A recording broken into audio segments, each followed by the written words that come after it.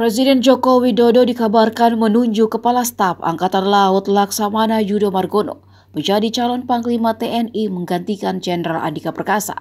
Kabar ini pun sudah dibenarkan Menteri Sekretaris Negara Pratikno. Olehnya saat ini Laksamana Yudo diminta untuk bersiap menjalani uji kelayakan dan kepatutan di DPR RI. Meski begitu, penunjukan itu membuat Laksamana Yudo tidak ingin berandai-andai jika dirinya lah nama yang ditunjuk Presiden Joko Widodo untuk menjalani fit and proper test calon Panglima TNI di DPR. Menurut Kasal Yudo, surat Presiden Jokowi terkait pergantian Panglima TNI baru dikirimkan Rabu 23 November kemarin.